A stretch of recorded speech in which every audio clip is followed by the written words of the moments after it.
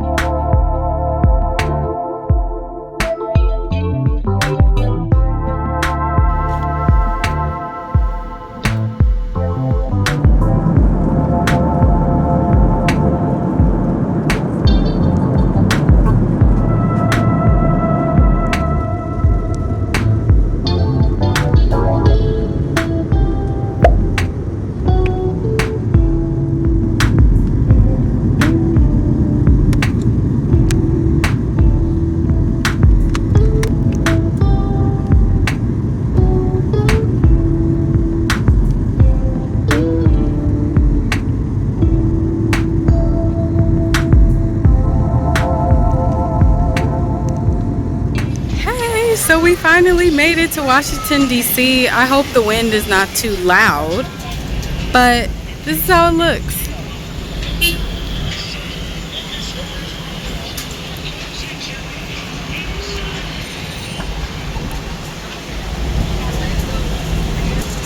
My first impressions is that it's really green and it's hot and it's humid. It's like that sticky hot.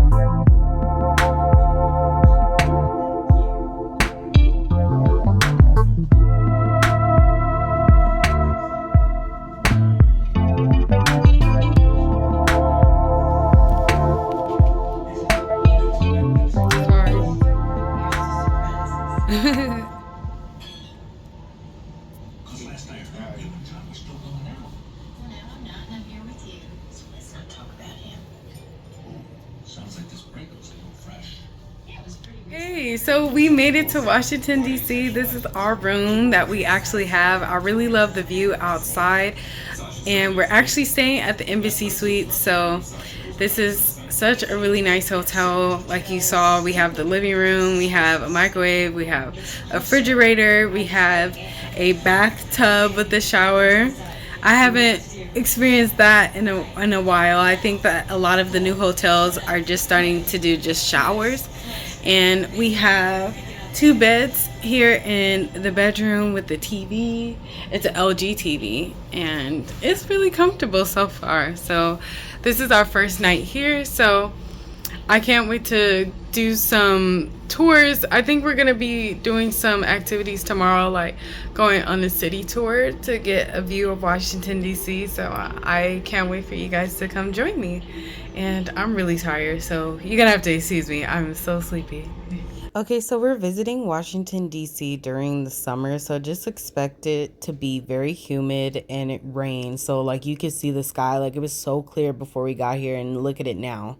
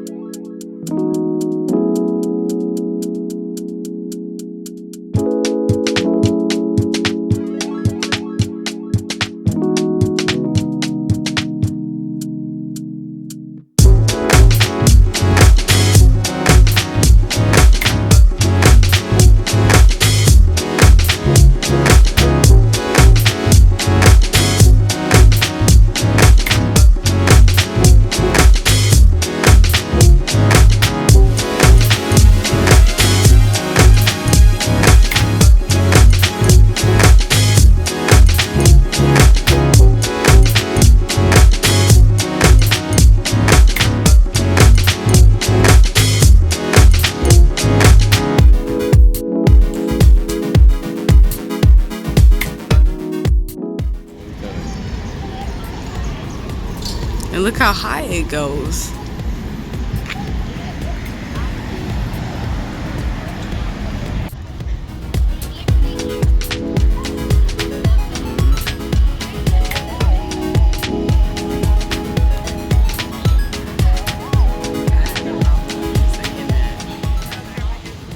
So we're supposed to take a tour today. So I think we're going to the Supreme Court for sure, which is this building right here. Then we're actually going to go to Capitol Hill, and then we're supposed to end at the Library of Congress. We're at least going to 3 places, so I would like for you guys to come and join me. As well as the Supreme Court are perfect examples of neoclassical architecture. That's the form of architecture that Washington, D.C. is known for. You're going to see buildings like it all around our city. But in comparison, look over to the left. The Library of Congress, Italian Renaissance style of architecture. That was the first building in Washington, D.C. that was built from the ground up with electricity, 1897. The Capitol that we're going to be visiting, they were using whale oil to illuminate it until 1891, when it got retrofitted for electricity.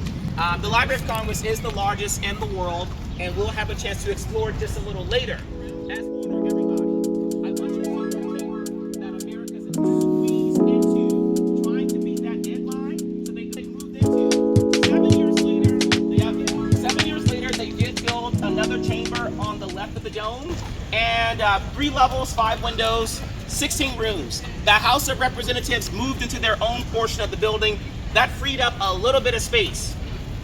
By 1826, most of what we're going to tour today and what we can see had been built in the center. The foundation, the crypt, the rotunda, and the first dome, not this dome. So the first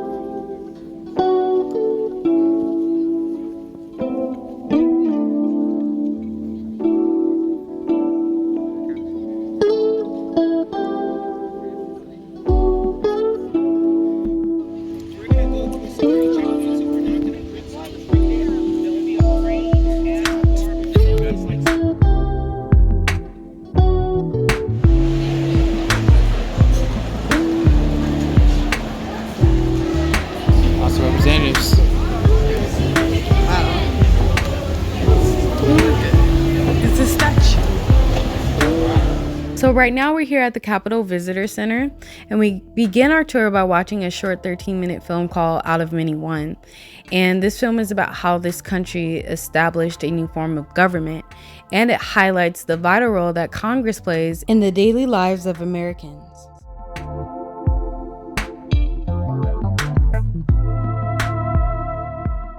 So we're actually going to be entering the rotunda real soon, and right now everybody has headphones on, and that's because the tour guide is actually speaking through a mic so everybody can hear. There's a lot of echoing in this area, and so it's much easier to listen to what the tour guide has to say and educate us about. And actually right now we're in the rotunda.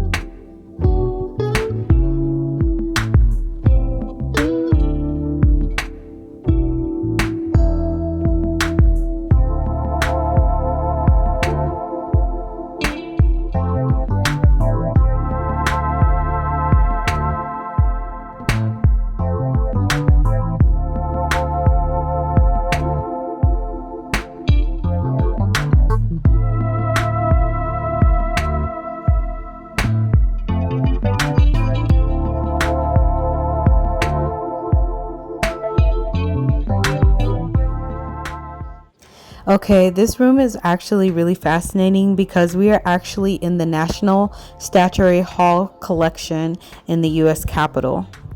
It includes 100 statues donated each by the 50 states to honor the notable figures from their history. It's located here in the Old Hall of the House of Representatives, and actually right now there's 35 statues displayed here.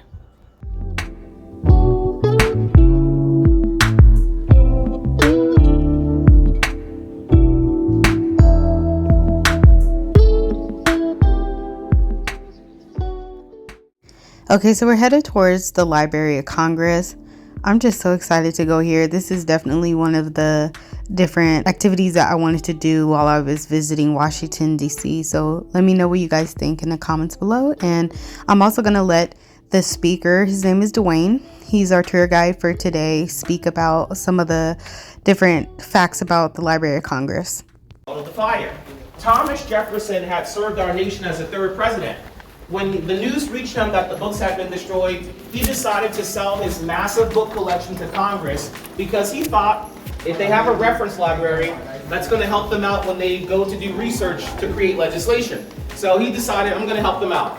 He had the largest privately owned book collection in North America. It was 6,487 books that he sold to our government for $23,950. That occurred the year 1815.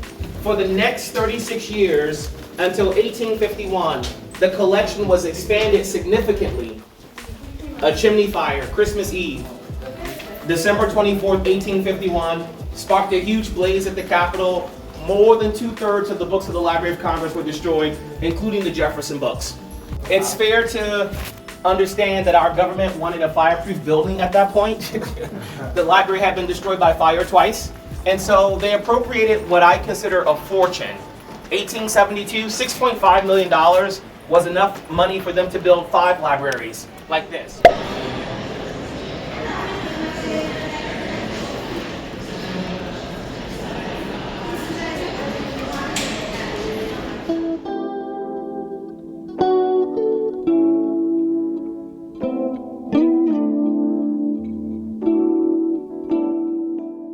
Well, everyone, this is how we are ending our first day here in Washington, D.C. I will be keeping you guys posted on what we will be doing on day 2 of our visit, which will be another tour exploring places like the Thomas Jefferson Memorial, Abraham Lincoln's Memorial, and the Martin Luther King Jr. statue, just to name a few.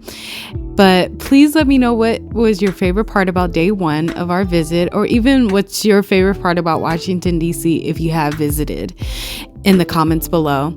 I will swim with you all on day 2. This is Millie the Mermaid.